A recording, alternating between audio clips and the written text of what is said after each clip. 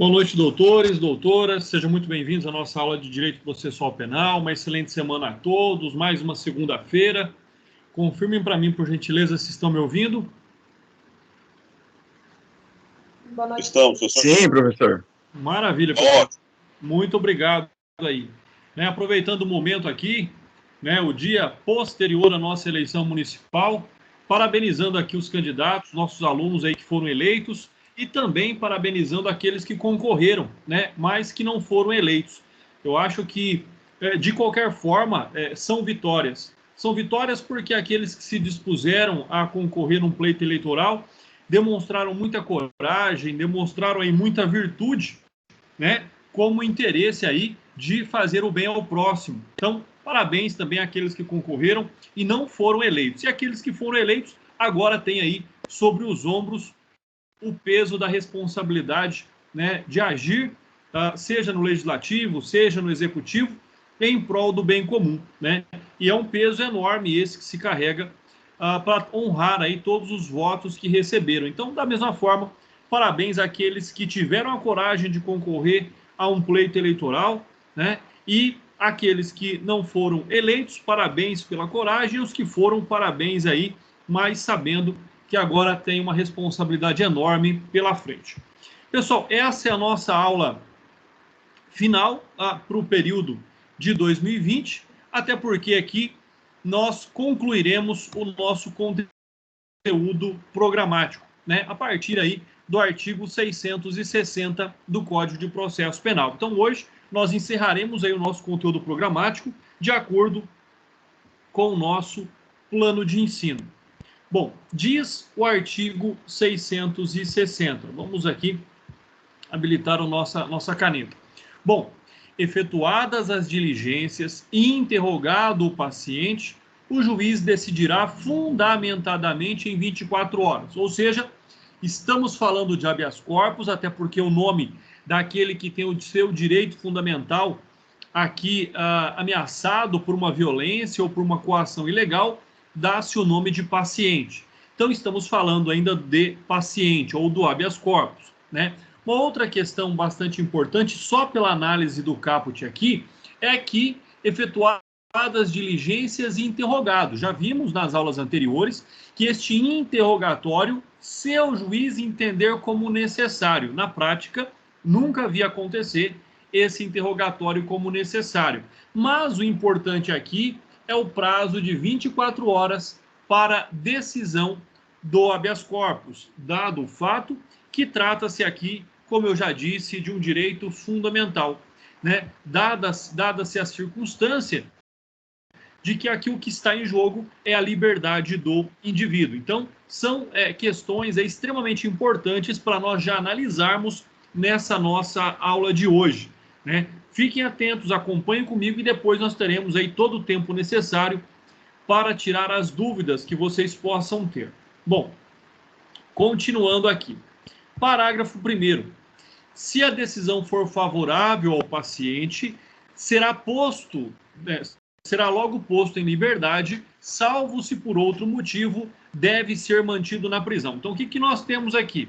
Nós temos uma questão bastante interessante também, que é: expede-se o alvará de soltura desde que realizada a pesquisa necessária e não houverem outros motivos para manter-lhe no cárcere. Então, observem essa situação, ou seja, não é porque teve lá um habeas corpus concedido que automaticamente e de qualquer modo a pessoa vai ser posta em liberdade. Não é assim que funciona. Até porque podem haver outros motivos, podem haver outras circunstâncias que ensejem a prisão. Por exemplo, um mandado de prisão de um outro processo. Ou seja, se ele consegue habeas corpus em um, não quer dizer que ele vá conseguir a liberdade dos dois. Então, são questões aí técnicas em que às vezes pode demorar, pode prolongar um pouquinho ali, que a pessoa alcance a liberdade. Por quê? Porque todas as pesquisas no sistema, serão realizadas para verificar se não existem outras razões que determinem a manutenção da prisão do indivíduo. Parágrafo 2º. Se os documentos que em petição ou evidenciarem a ilegalidade da coação, o juiz ou o tribunal ordenará que cesse imediatamente o constrangimento. E nós já falamos da possibilidade jurídica do habeas corpus ser decidido em liminar. É possível também, desde que, como consta aqui, a ilegalidade e a coação sejam evidentes, ou seja, aquelas incontestes de dúvida, né? Parágrafo 3º. Se a ilegalidade decorrer do fato e não ter sido o paciente admitido a prestar fiança, então, ou seja, o que nós estamos diante aqui? A pessoa foi presa em razão, sei lá, de um flagrante delito, por exemplo, e ela tinha o direito a prestar fiança porque ela preenchia os requisitos objetivos e subjetivos, mas mesmo assim a autoridade coatora não ali lhe arbitrou a fiança.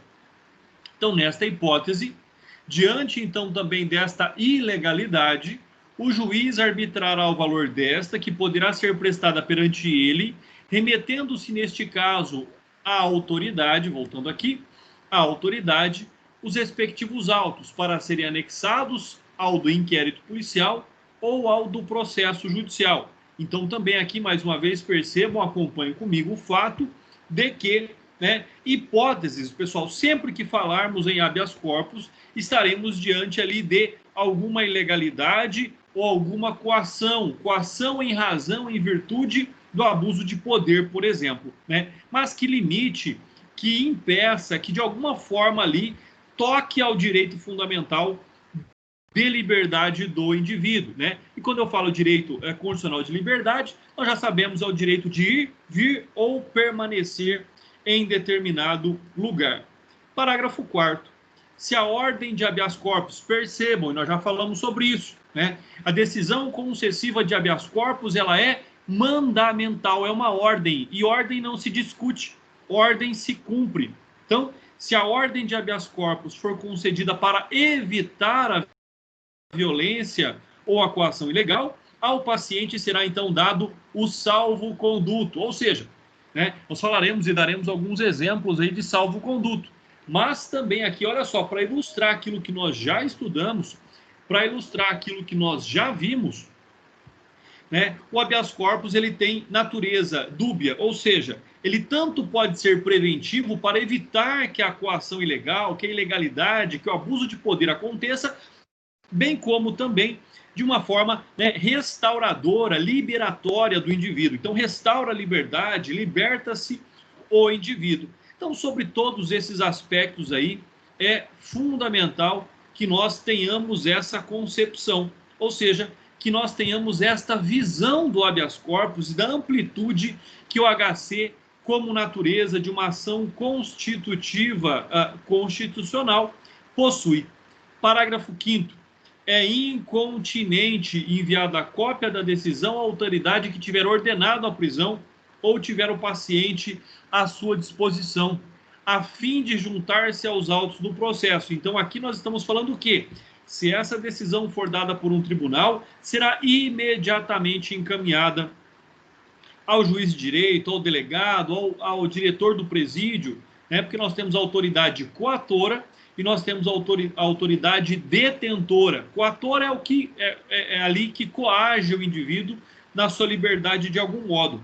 A autoridade detentora é aquela que detém ali o indivíduo sob a sua custódia. Então, é o que diz aí para nós o parágrafo 5º. E, por fim, o parágrafo 6º vem dizer que quando o paciente estiver preso em lugar que não seja a sede do juiz ou do tribunal que conceder a ordem, o alvará de soltura será expedido por telégrafo, se houver observadas as formalidades lá descritas no artigo 289, ou até mesmo por via postal.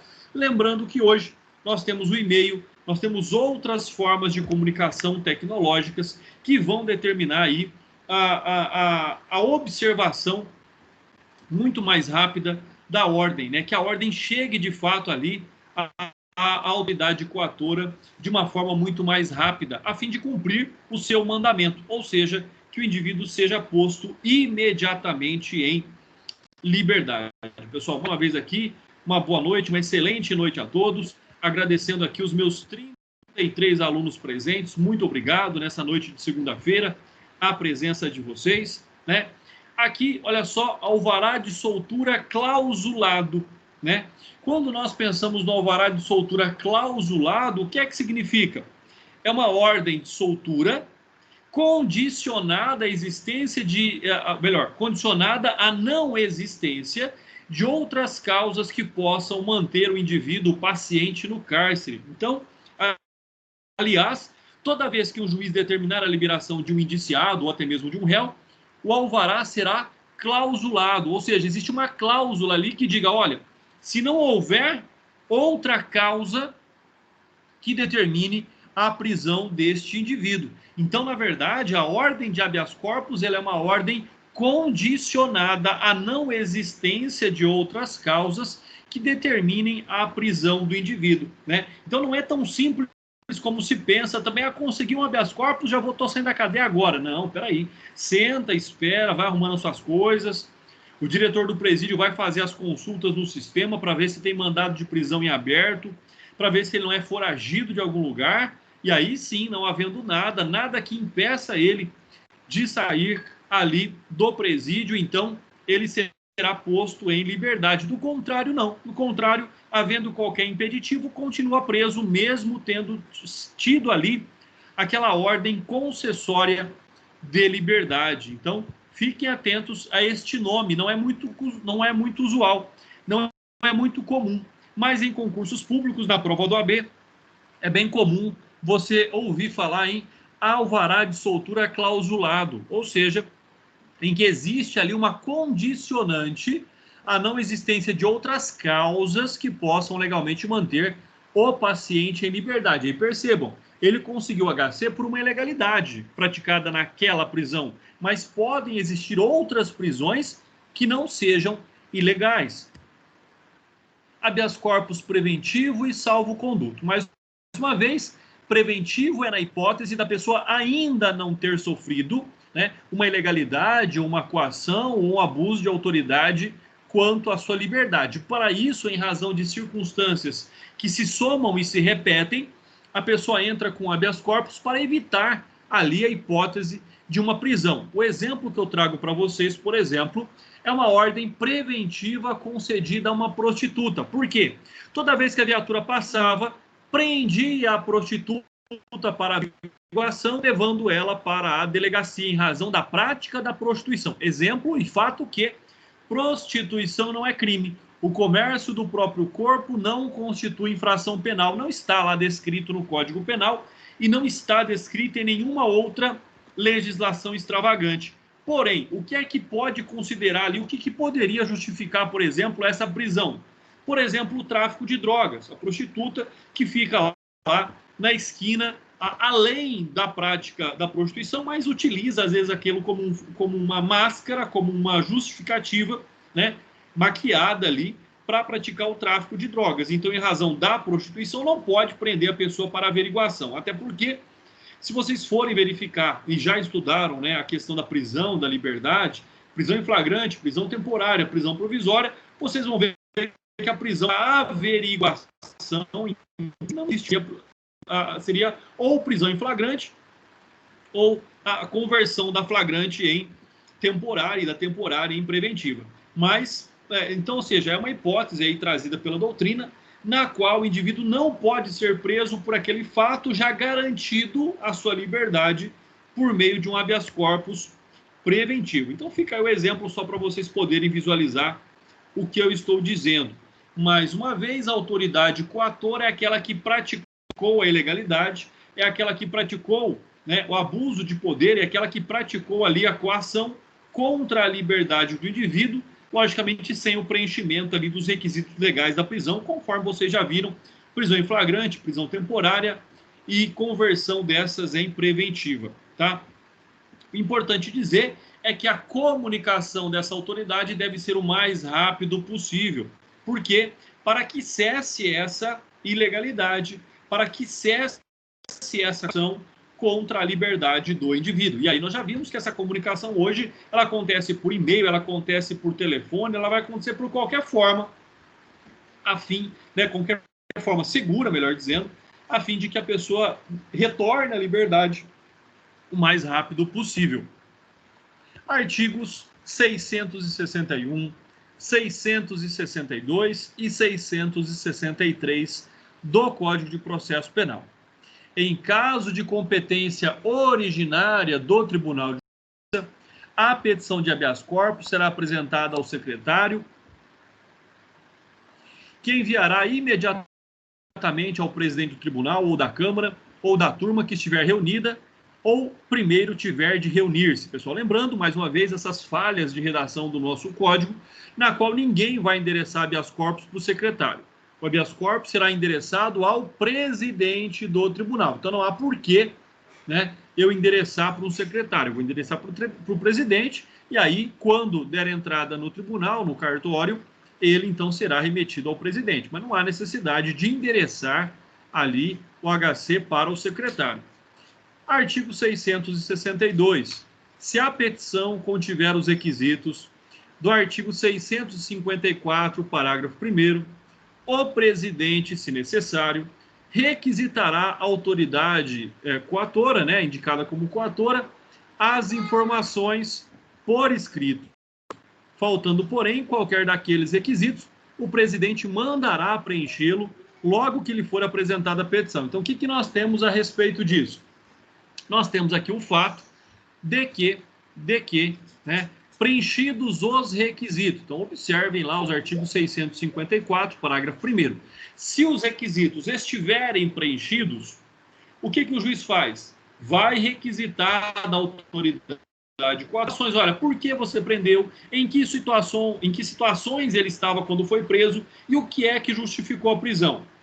Né? Ou seja, então isso é importante. A autoridade coatora também tem aqui a possibilidade do contraditório, de justificar o porquê daquela prisão, já que essa prisão está sendo questionada sobre algum aspecto aí de ilegalidade, algum aspecto de coação. Então, esse é um fato bastante interessante sobre esta questão. Se ela não preencher os requisitos, o que vai acontecer?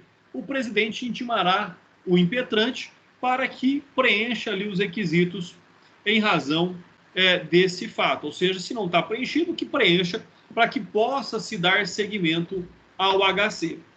Artigo 663.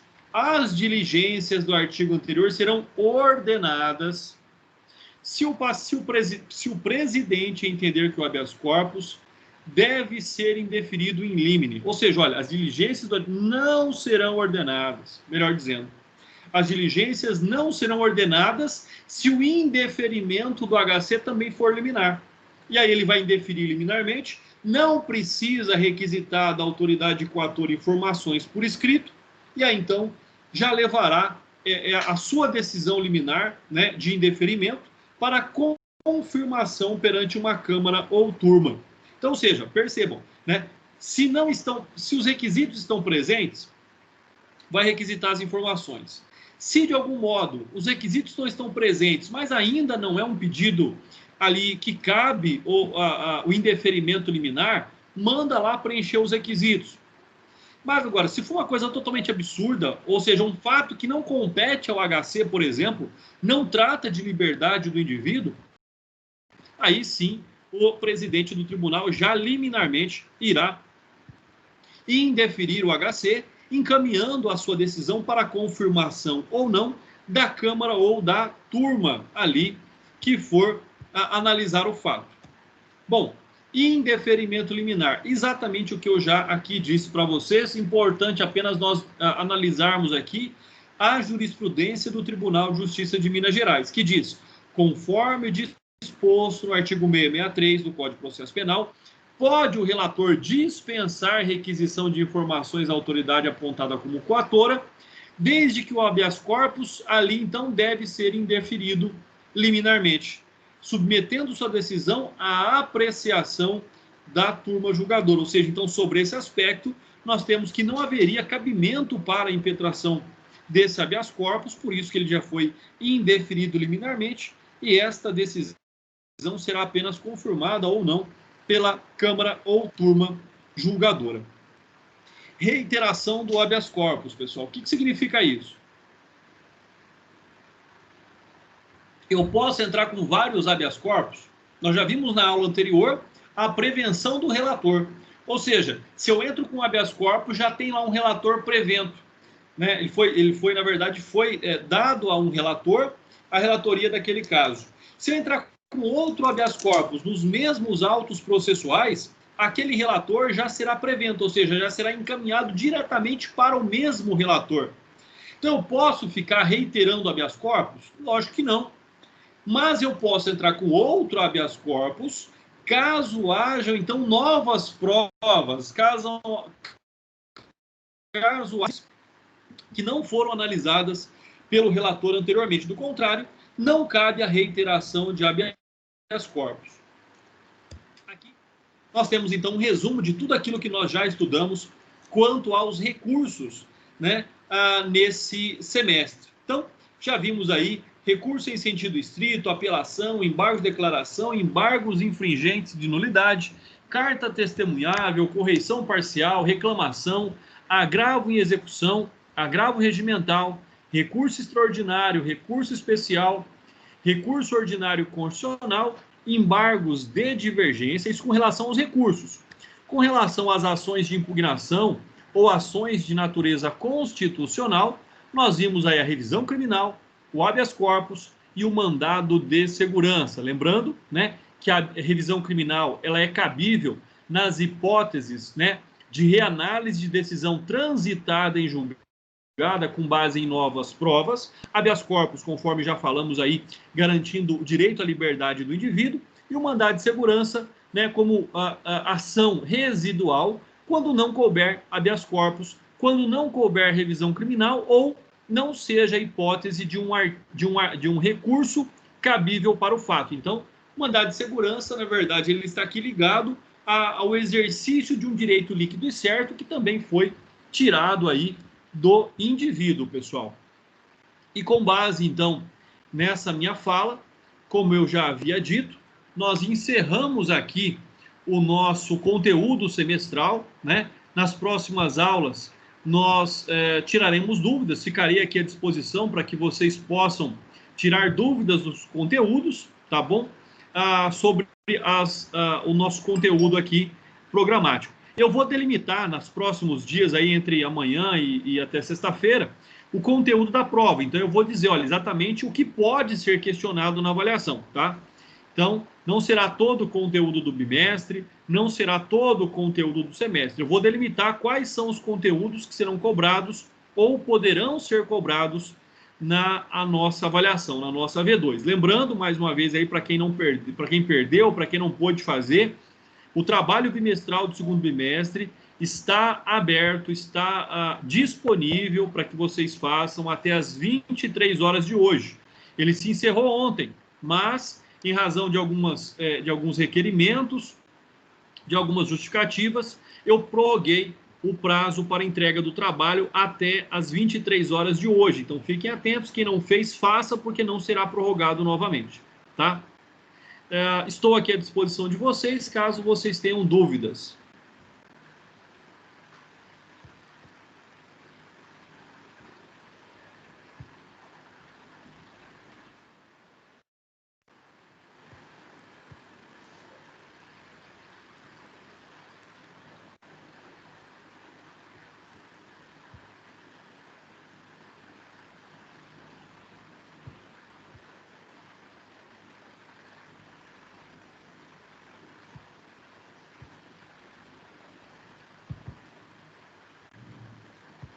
Ô, professor, então não tem mais matéria, é só tirar dúvidas, então? Só, doutor. Com relação à matéria, nós já encerramos.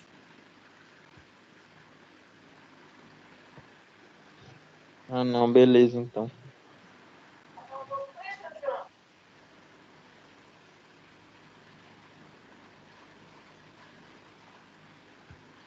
Pessoal, sendo assim, agradeço a todos. Caso não tenham dúvidas, teremos outras oportunidades. Estarei aqui para tirar as dúvidas de vocês. Um forte abraço, fiquem com Deus e até nossa próxima aula, pessoal. Boa noite, pessoal.